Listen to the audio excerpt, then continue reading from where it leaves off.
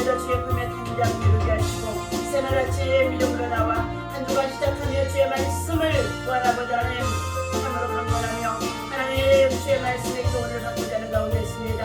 말씀이 우리 하나님 우리 마음과 심령을 정결케 하여 주시고 말씀 우리 삶의 지혜가 되게 하시고 세상의 지혜가 되게 하시고 인생의 지혜가 되어줄 수 있도록 하나님께서 말씀과 기도와 또한 아버지 하나님 성령의 충만함으로 날마다 새롭게 채워주옵소서. 감사합니다. 영광받아 주옵소서. 이 아침에 새벽에 여러가지 많은 힘으로 충고하며 기도하는 기도의 손들마다 주께 연락되게 하여 주옵소서. 우리 주의 이름으로 간절히 기도하옵나이다.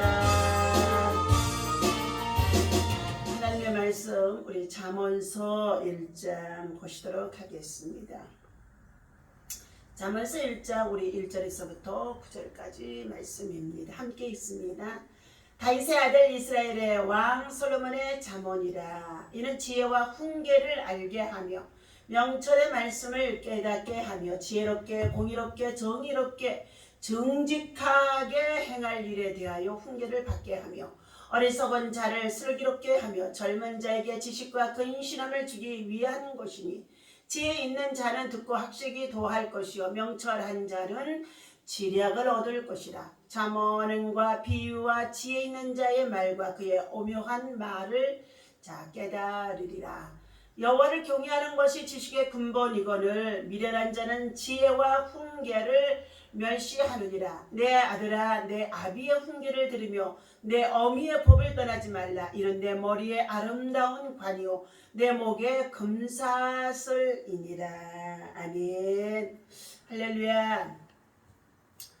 오늘 아침에도 하나님의 말씀 앞에서 우리 모두가 다 정결한 심령으로 또 하나님의 지혜를 구하여서 세상을 우리가 지혜롭게 살아가는 믿음의 사람이 되어야 할 줄로 믿습니다. 깨닫게 하는 생각의 지혜, 깨닫게 하는 생각의 마중물이라는 것입니다. 한 스승의 마지막 수업 날이었다고 합니다. 스승은 제자들을 데리고 잡초로 가득 찬 들판으로 나가 빙 둘러 앉게 했다는 것입니다. 그리고 제자들에게 물었습니다. 지금 우리가 앉아있는 이 들판에는 잡초가 가득합니다. 어떻게 하면 이 잡초들을 없앨 수 있겠느냐 하고 평소에 생각해 본 주제가 아니었기에 제자들은 건성으로 대답을 하기 시작했다는 것입니다.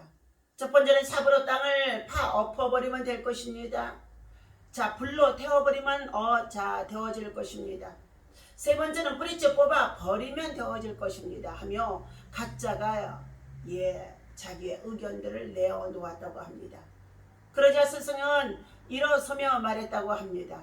오늘 수업은 이것이 마지막이다. 이제 집으로 돌아가서 각자 말한 대로 자기의 마음에 있는 잡초를 없애보아라 하며 말씀하셨다는 것입니다. 만약에 마음속 잡재를 없애지 못했다면 1년 뒤 다시 이 자리에서 만나자꾸나 하셨다는 것입니다. 스승의 말씀대로 흩어져 집으로 돌아간 제자들은 무성하게 자라는 마음속 잡초 때문에 고민하다가 1년 뒤에 다시 또한 모였다는 것입니다. 그런데 마지막 수업 때 보았던 잡초로 가득했던 들판들이 그 사이에 곡식으로 가득 찬 밭이 되어져 있었다는 것입니다. 그리고 그 들판 한편에 팻말 하나가 꽂혀 있었다는 것입니다. 들판에 잡초를 없애는 방법 중에 가장 좋은 방법은 그 자리에 좋은 곡식을 심는 것이다. 들판에 잡초를 없애는 가장 좋은 방법은 그 마음밭에 좋은 곡식, 선한 곡식을 심는 것이라는 것입니다. 마찬가지로 마음속에 자라는 잡초 또한 선한 마음으로 어떤 일을 실천할 때에 뽑아낼 수 있어야 된다는 것입니다. 지혜를 뽑아내는 것이 아니라 심는 것입니다. 지혜는 무엇을 하지 말고 그것을 금을 긋는 것이 아니라 무엇을 하자고 길을 여는 것이라는 것입니다. 오늘 내가 할 수 없는 것을 해야 되는 것이 아니라 내가 할 수 있는 방법을 찾아서 구해내는 것이 지혜라는 것입니다. 잠언이 말하는 지혜는 세상적인 처세요 경고가 아니라 어떻게 하나님을 경외할지를 깨닫게 하는 생각의 마중물이라는 것입니다. 그리고 이 지혜는 인간의 생각에서 나온 것이 아니라 하나님께 있다고 고백해 주었던 것이 바로 욥기서 28장의 말씀 12절부터에 있습니다. 함께 읽어봅니다.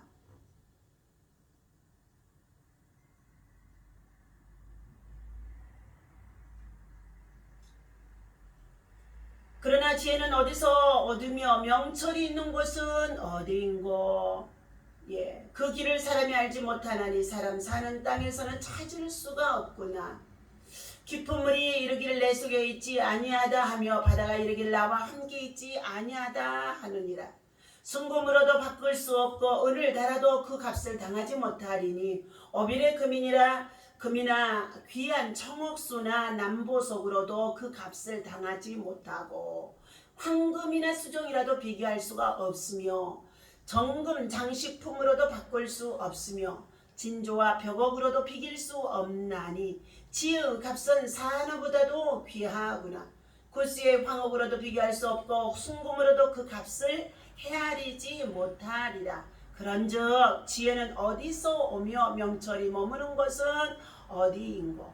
모든 생물의 눈에 숨겨져 있고 공중의 새에 가려져 있으며 멸망과 사망도 이르기를 우리가 귀로 그 소문은 들었다 하느니라. 하나님의 그 길을 아시며 있는 곳을 아시나니 이는 그가 땅끝까지 감찰하시며 온 전하를 살피시며 바람의 무게를 정하시며 물의 분량을 정하시며 비 내리는 법칙을 정하시고 비구름의 길과 우레의 법칙을 만드셨습니다. 그때 그가 보시고 선포하시며 굳게 세우시고 탐구하셨고 또 사람에게 말씀하셨도다. 보라 주를 경외함이 지혜요 악을 떠남이 명철이니라.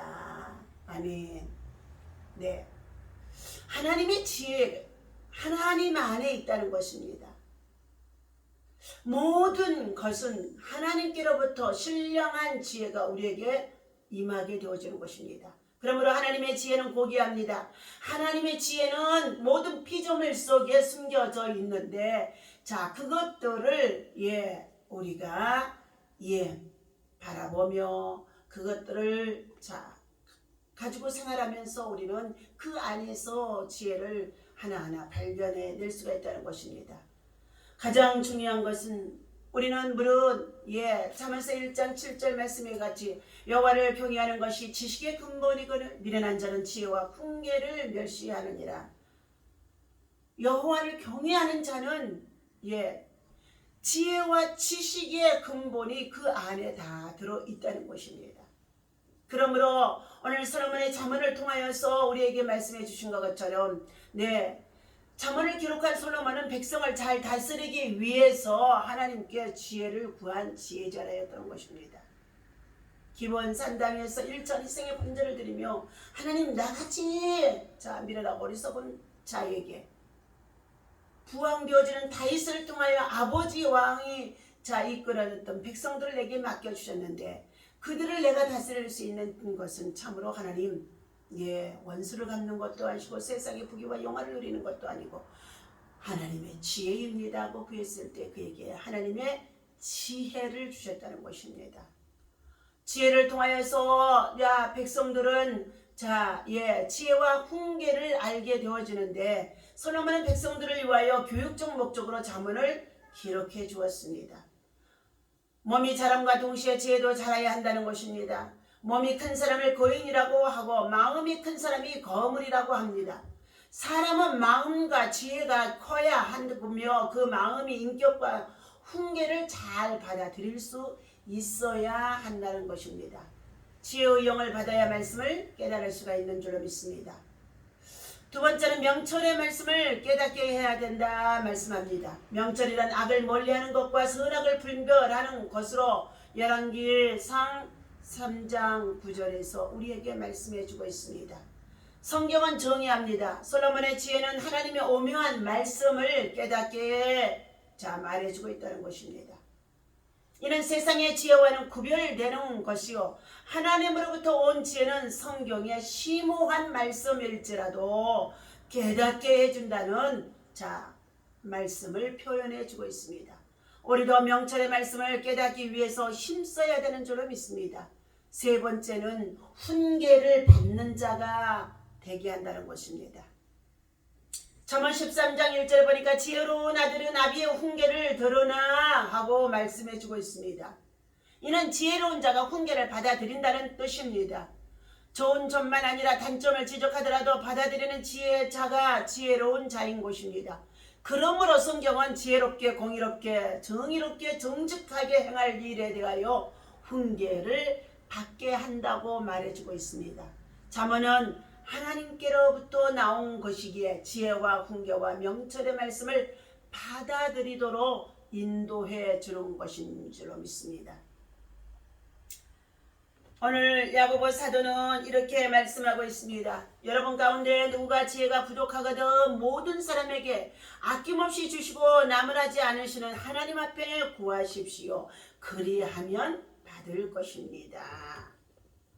좀 더 선하게 정의롭게 정직하게 살 수 있도록 하나님을 경외하는 지혜를 구하는 자가 되시고 그리고 명철을 통하여서 깨닫게 되어지는 자가 되시고 훈계를 받는 자가 되어져서 겸손한 사람이 되어줄 수 있기를 예수님의 이름으로 간절히 축원합니다. 기도하겠습니다. 하나님을 경외하는 가장 좋은 방법은 무엇일까요?